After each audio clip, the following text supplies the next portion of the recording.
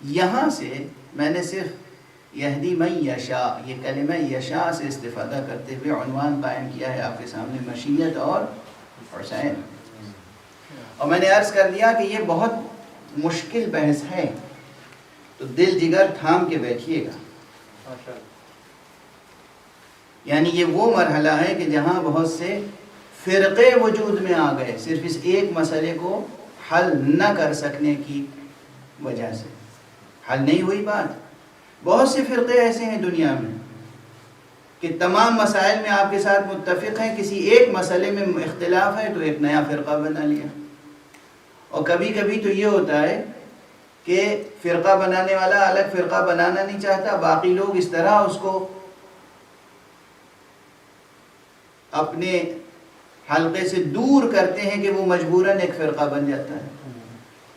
ایک چیز یاد رکھیے، فرش اعضاء سے یہ پیغام سب تک پہنچ جائے، دلوں میں وسعتیں پیدا کیجئے، تنگی پیدا.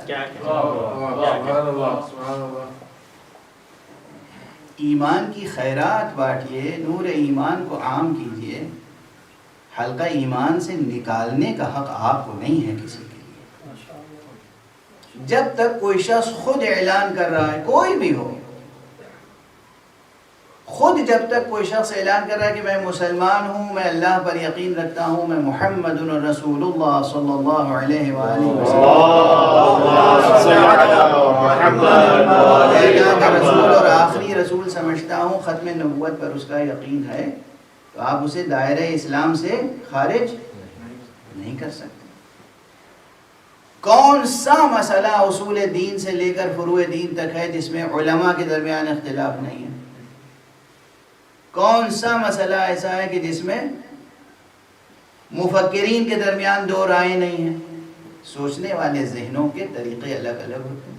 ایک ہی حقیقت کو کوئی کسی طرح سے بیان کرتا ہے، کوئی کسی طرح سے بیان کرتا ہے.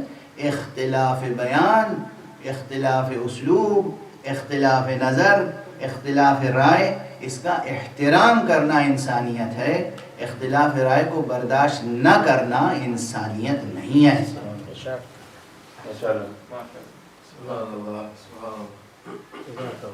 کوئی بھی مسئلہ ہو، جب تک کوئی شخص کہہ رہا ہے میں موحد ہوں، میں لا الہ الا اللہ محمد رسول اللہ کا پابند ہوں، اب وہ تشریحات میں جس قدر بھی آپ سے اختلاف رکھتا ہو، آپ کو یہ حق حاصل نہیں ہے کہ آپ اسے کافر یا مشرک کہہ کر دور کریں.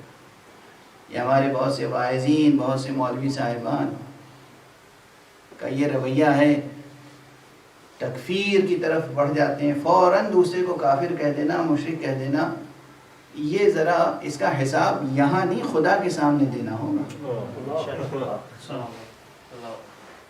یہاں تو آپ جو جی چاہے کر لیں، اس کا حساب خدا کے سامنے دینا ہوگا.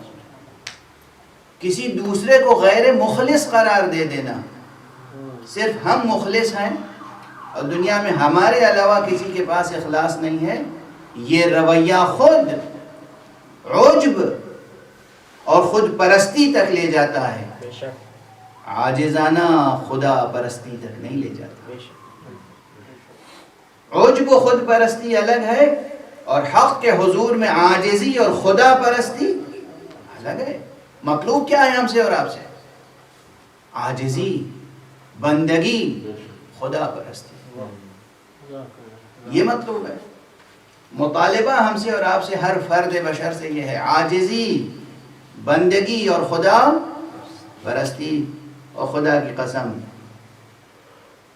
خدا کی بندگی کا بلند ترین پیمانہ جو دنیا میں ممکن ہے، اس پیمانے کو بنانے والے اور نبھانے والے ہیں حسین ابن علی. ایک صلوات پڑھ دیجیے.